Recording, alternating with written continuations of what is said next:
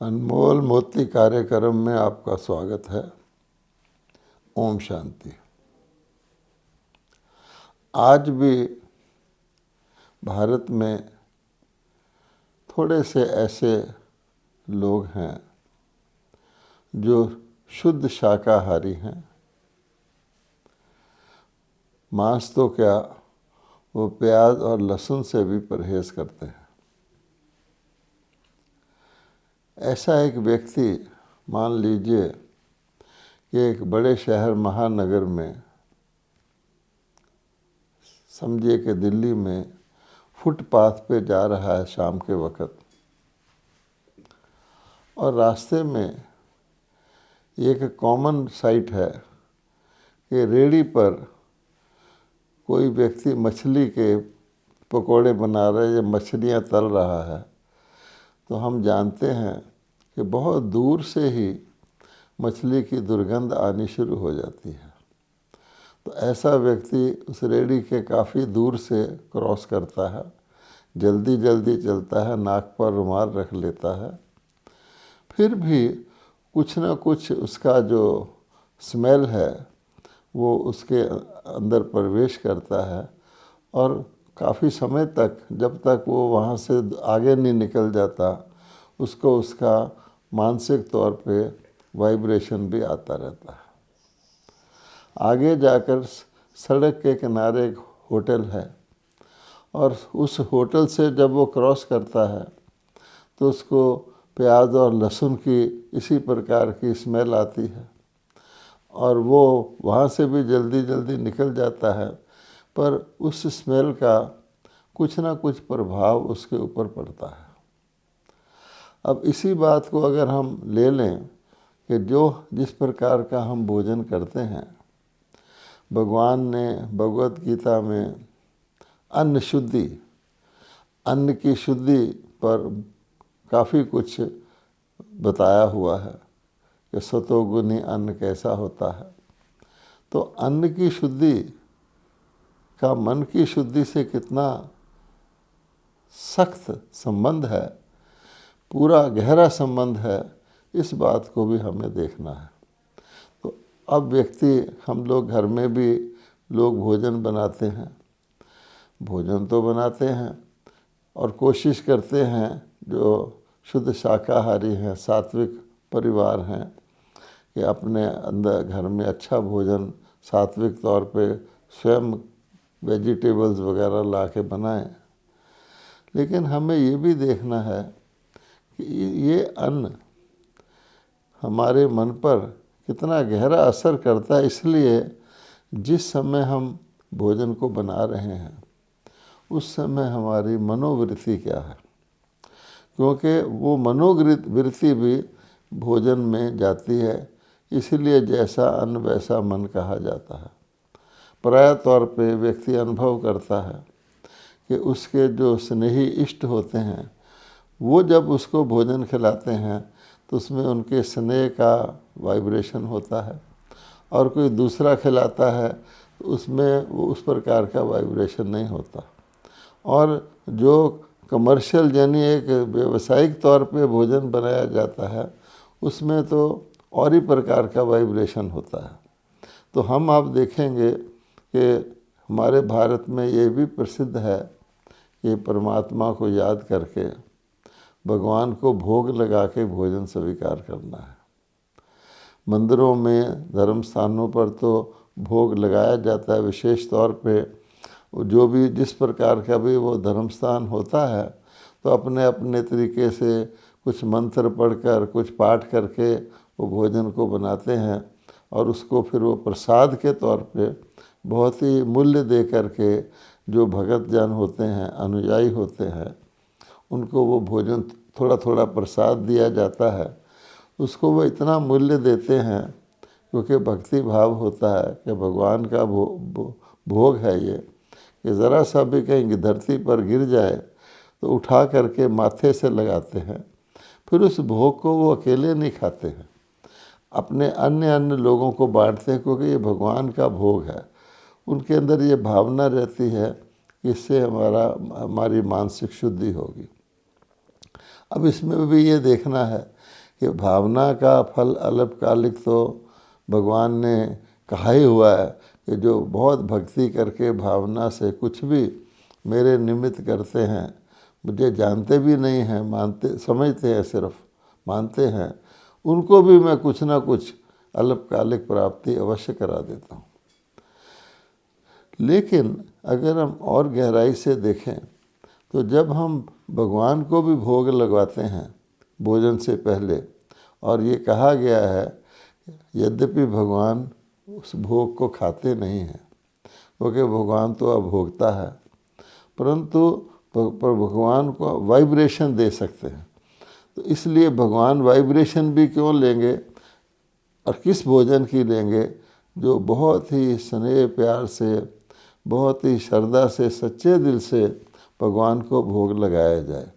और उसमें भी लगाने वाले की मनोस्थिति क्या है। अगर उसकी मनोस्थिति ऐसी है जिसमें कि उस प्रकार की पवित्रता या शुद्धि नहीं है, तो फिर भगवान वाइब्रेशन भी क्यों लेंगे।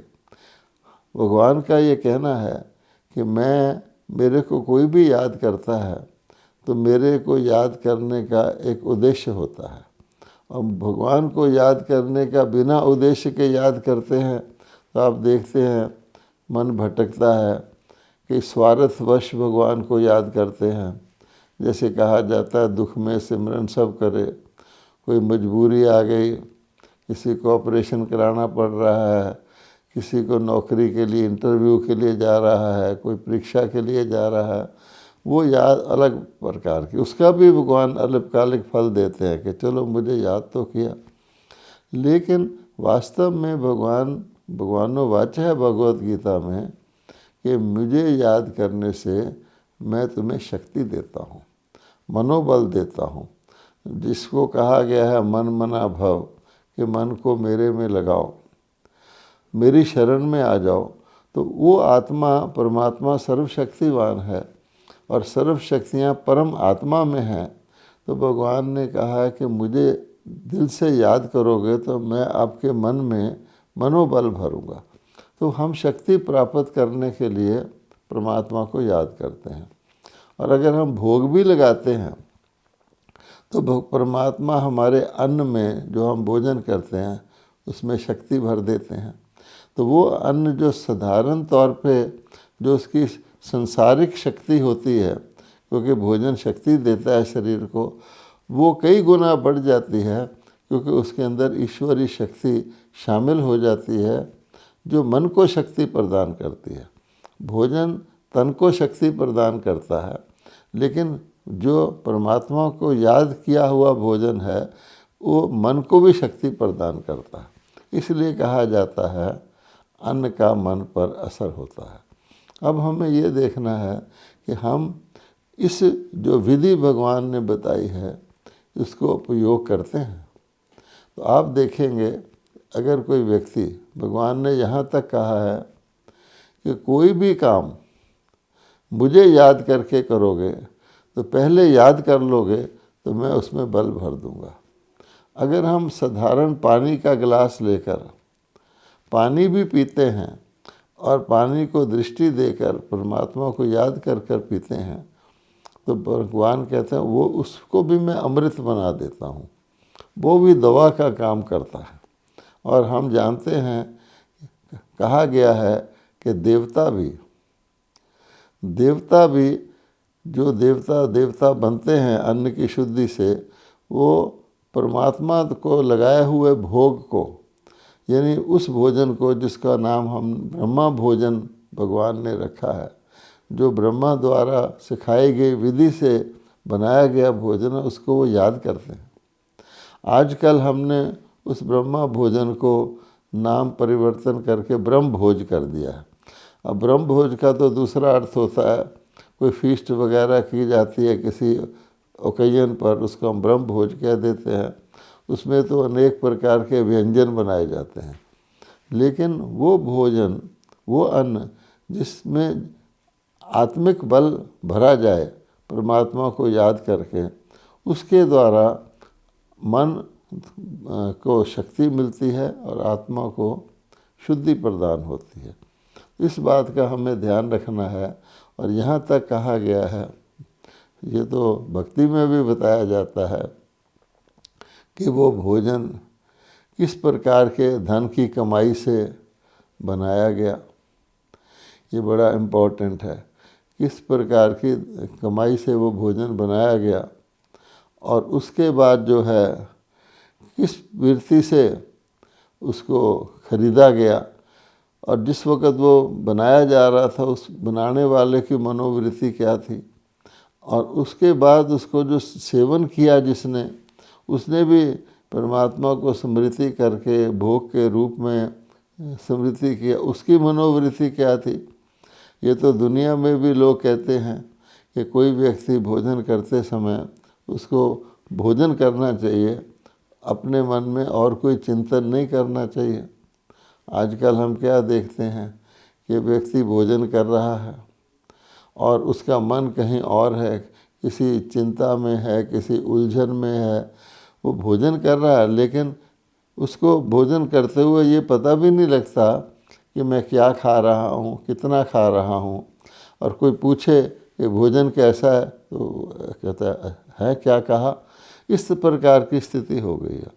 उस कारण से व्यक्ति की जो मन है वो कनेक्टेड ना होने के कारण भोजन से कभी वो चिंता में है तो कम खा लेता है, कभी ज़्यादा खा लेता है अपनी चिंता को दूर करने के लिए, तो भोजन का संतुलन ही बिगड़ जाता है। हम जानते हैं कि देवी देवताओं को 36 प्रकार के व्यंजन मिलते हैं। अब 36 प्रकार के व्यंजनों में वो कितनी मात्रा में वो भोजन को सेवन करते हैं। आपके आगे इतनी मात्रा में जब व्यंजन आ जाते हैं तो आपकी मानसिक तृप्ति वैसे ही हो जाती है। तो मूल बात ये होती है हमारी मानसिक तृप्ति कितनी है। अगर मन में असंतुष्टता है, मन में कोई असंतोष है, कोई चिंता है, तो मानसिक स्थिति बदलने के कारण भोजन के सेवन की मात्रा, भोजन के सेवन की विधि और भोजन के सेवन की देखा जाए तो गति, वो भी चेंज हो जाती है। तो इसलिए भगवान कहते हैं स्थूल में भी हमें इस बात का ध्यान रखना है और मन से भी खास तौर पे इस बात का ध्यान रखना है कि ना केवल हमारा भोजन शुद्ध हो, बल्कि हम उस शुद्ध मनोस्थिति से परमात्मा को याद करके परमात्मा उसमें शक्ति भरेंगे, उसका सेवन किया जाए। ये एक बहुत महत्वपूर्ण बात है एक व्यक्ति को अपने मन को एकाग्र करने के लिए, कर्म योगी बनने के लिए और योगी की स्थिति में के लिए। होता क्या है कि व्यक्ति अपने कंट्रोल में भी रहता है जब अपने घर में होता है, अपनी विधि से अपने तरीके से भोजन करता है, लेकिन व्यक्ति को कभी कभी अन्य स्थानों पर भी जाना पड़ता है और अन्य व्यक्ति भी उसके पास आते हैं। उस समय विशेष ध्यान रखना होता है, क्योंकि उस समय जो व्यक्ति अगर उसके घर में कोई अतिथि आया है उसके लिए वो भोजन बनाता है, तो अतिथि के हिसाब से भोजन के में थोड़ा परिवर्तन किया जाता है। अतिथि सत्कार बहुत भारत में इसका बहुत महत्व है, तो उसके लिए परिवर्तित भोजन किया जाता है और उसके साथ बैठ के भोजन करना होता है। उस समय विशेष ध्यान रखना है कि कहीं मैं जो मेरे भोजन के नियम हैं उनको पालन करता हूँ या अतिथि के कारण या अतिथि के बहाने से हमारा मन निमित्त बन के कुछ अपने भोजन की विधि का उल्लंघन कर देता है। ऐसे ही हम किसी दूसरे के स्थान पर जाते हैं, वहाँ तो और भी थोड़ा सा सिचुएशन फ़र्क वाली होती है। वहाँ पर वो आपके लिए कुछ ना कुछ विशेष भोजन की आइटम बनाता है और आप समझते हैं कि कुछ ऐसी चीज़ें हैं जो मेरे शरीर को मेरे हानि कर सकती हैं, मुझे किसी प्रकार का रोग है, ब्लड प्रेशर है या मैं डायबिटीज़ का मरीज़ हूँ, उस समय व्यक्ति को अब बहुत युक्ति करके दूसरा व्यक्ति ये भी ना समझे कि मेरी बनाई हुई वस्तुओं का तिरस्कार किया जा रहा है। व्यक्ति को फिर भी अपने मन को कंट्रोल में रख के दूसरे व्यक्ति को अपनी स्थिति समझा करके भोजन से बचाव करना चाहिए, वरना फिर उसका नुकसान व्यक्ति को उसकी दिनचर्या पर, उसके शरीर पर होता है। अब भगवान ने कहा हुआ है कि जैसे एक मंदिर में मूर्ति होती है तो मूर्ति के इर्द गिर्द जो मंदिर होता है वो भी मूर्ति की मूल्य के अनुसार, मूर्ति की श्रेष्ठता के अनुसार बनाया जाता है। जैसे कहा जाता है कि सोमनाथ का मंदिर जो शिव का बनाया था सबसे पहले महाराजा विक्रमादित्य ने, वो इतना भव्य और आलीशान था कि उसके इर्द गिर्द इतना सारा मंदिर बनाया गया। यहाँ वहाँ तो कहते हैं कि पहले हीरे का शिव की प्रतिमा थी, क्योंकि हीरा जो है वो रोशनी देता है, हीरे से चमक निकलता रहता है। तो कई बार आक्रमणकारी ऊँट भरा करके वहाँ से उसको भर भर के ले गए। तो कितना भव्य वो मंदिर होगा, कितना समृद्धि संपन्न होगा, और उसको बनाने वाला राजा भी कितना भव्य होगा। तो क्योंकि वो परमात्मा शिव के महत्व को जानते थे, परमात्मा शिव के कर्तव्यों को, उनके गुणों को जानते थे। इसी प्रकार से आज की स्थिति में हमारी आत्मा जो हमारे अंदर है वो एक दिव्य मूर्ति है। आत्मा ही को ही हमने श्रेष्ठ पूज्य बनाना है, पावन बनाना है। तो उसके इर्द गिर्द जो मंदिर है वो हमारा शरीर है। तो जैसे सोने के लिए, सोने के जेवर के लिए उसकी डिब्बी भी उसी अनुसार की वैल्यूएबल बनाई जाती है, जैसा जेवर वैसे उसकी डिब्बियाँ बनाई जाती है, तभी उसका मूल्य होता है।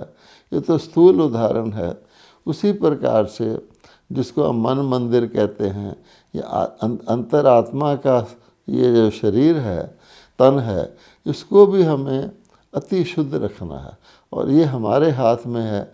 ऐसा नहीं हो सकता कि हमारे तन में अशुद्धि हो, बाहर की अशुद्धि हो या अंदर की अशुद्धि हो, तो फिर हमारा जो आत्मा रूपी अंदर मूर्ति है उसको हम पावन नहीं बना सकते। जैसे व्यक्ति, सिविलाइज व्यक्ति, अच्छा व्यक्ति वस्त्र रोज़ चेंज करता है, साफ सुथरे वस्त्र पहनता है, उसी प्रकार से हमारे शरीर को भी स्वस्थ रखने के लिए और मानसिक तौर पे शरीर को उत्साह में रखने के लिए, शरीर के को एक शुद्धि प्रदान करने के लिए हमें जितना ध्यान अपने मानसिक उन्नति पर देना है, अपनी आध्यात्मिक प्रगति पर देना है, उतना ही ध्यान हमें इस शरीर रूपी अमूल्य मंदिर पर देना है, जो जिसको बगैर आत्मा अपनी अभिव्यक्ति ही नहीं कर सकती है। अब इसलिए तन की शुद्धि इम्पॉर्टेंट है। तब कहा गया है कि अन्न का मन पर असर है, क्योंकि अन्न एक ऐसी चीज़ है जो डायरेक्टली शरीर को प्रभावित करती है। लेकिन हमें जो भगवान ने आत्मिक ज्ञान दिया है उसमें इससे भी गहरी बात आती है कि हम ये अपने शरीर के लिए शुद्ध अन्न कब प्रयोग करेंगे और स्वाभाविक तौर के वो हमें अच्छा लगे वो कब होगा। अर्थात हम अपनी इंद्रियों के वश होकर के, अपने स्वाद के वश होकर के, आउट ऑफ कंट्रोल जा कर के, जो जिसको कहा जाता है कि भोगी जीवन का भोजन स्वीकार करते हैं, उसको चेंज करके, दिल से परिवर्तन करके हम कब करेंगे।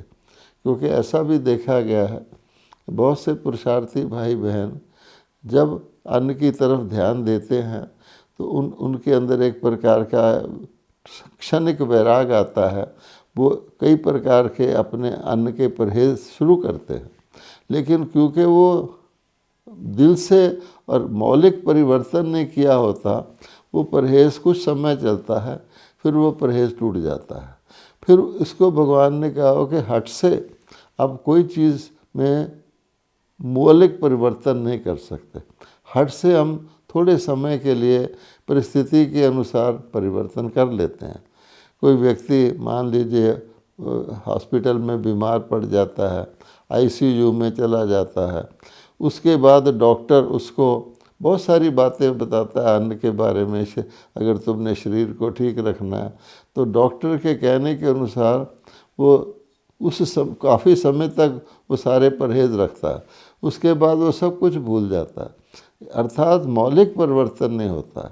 इसलिए भगवान कहते हैं कि अन्न जो है, एक तो स्थूल अन्न है, दूसरा हमारे अंदर आत्मा के अंदर और भी कई प्रकार की इनपुट जाती है, जैसे जिसको हम कहते हैं आँखों का भोजन। अब आँखों का भोजन भी हम करते हैं। हमारी आँखें बाहरी दुनिया से क्या कुछ देख के क्या कुछ अपने अंदर ले जाती हैं, क्या कुछ उसको ले जाना चाहिए और नहीं ले जाना चाहिए, ये भी एक बहुत बड़ा विषय है। कहा जाता है सी नो ईवल। तो इस दुनिया के अंदर तो आज के कलयुगी तमोगुनिया दुनिया के अंदर तो सब तरफ खराब ही खराब है। चरित्रहीनता के दृश्य हैं, दुख देने वाले शोक रोग के दृश्य हैं। तो हम अपने आँखों को तीसरी आँख खोलकर प्रयोग करें, क्योंकि जो हमारी तीसरी आँख है, जिसको हम मन की आँख कहते हैं, थर्ड आई ऑफ विजडम कहते हैं, आत्मिक दृष्टि कहते हैं, अगर हम उसको खोलकर इन आँखों को प्रयोग करेंगे तो ये आँखें खुली भी रहेंगी। ऐसे नहीं कि हम अपनी आँखों को बंद कर लेंगे सी नो ईवल के लिए।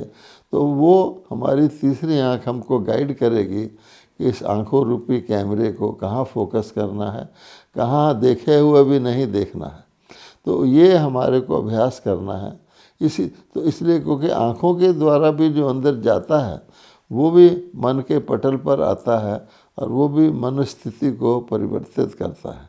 अच्छा हो तो मनोस्थिति को ऊंचाई की तरफ ले जाता है, और अगर कोई नीचे लाने वाली बात हो तो बहुत जल्दी मनोस्थिति प्रभावित हो जाती है। इसी प्रकार से कानों के द्वारा भी हम सुनते हैं, कानों का भोजन कहा जाता है, हियर नो ईवल। और इसी प्रकार के मुख के द्वारा भी हम जिह्वा का स्वाद इत्यादि उसको भी हमें चेक करना पड़ता है। ज़बान के द्वारा हम कुछ बोलते हैं, वो भी देखना होता है कि हम वैसे तो अच्छे अवसर पर, दिवाली पर, होली पर एक दूसरे को मिठाई खिलाते हैं, अर्थात मीठा बनो, लेकिन हमारा वास्तविक हमारी मनोस्थिति में वो संतुलन है, वो धैर्यता है, वो शीतलता है, जो हमारा मीठा बोल निकले। एक होता है टेम्परेरी मीठा बोल, नकली मीठा बोल, जो हर व्यक्ति अपने स्वार्थ के वश निकालता है। कोई काम करवाना होता है तो व्यक्ति की भाषा बड़ी हम्बल हो जाती है। किसी दुकानदार के पास कस्टमर आता है, उसकी भाषा बड़ी मीठी हो जाती है। वही कस्टमर अगर सामान वापस करने जाए फिर उसकी भाषा कैसी होती है। इसलिए मौलिक तौर पे जैसे मीठा चीज़ मीठी ही होती है, चीनी मीठी ही होती है, इसी प्रकार से मौलिक तौर पे आत्मा के अंदर वो मिठास है। ये सारी बातें हमारे आध्यात्मिक प्रगति में बहुत महत्वपूर्ण है। तो हमें देखना है कि हर प्रकार का अन्न, और भगवान ने एक हमें मूल मंत्र दिया है कि मुझे याद करके जो भी कार्य करोगे तो ऑटोमेटिकली मैं आपकी आत्मा को ऐसा शक्ति दूंगा कि आप परख सकें। कि ऑटोमेटिकली ऐसे नहीं कि हर बात में हम परखें, लेकिन हर बात में परमात्मा को याद में रहेंगे तो ऑटोमेटिकली जो हंस जैसे कहते हैं मोती चुगता है, तो हमारी आत्मा में एक क्षमता आएगी कि हम अच्छे को ग्रहण करें, और जो हमारे लिए और अन्य के लिए ठीक नहीं है उसको हम बिल्कुल ऑटोमेटिकली हम उसको ना ग्रहण करें। ओम शांति।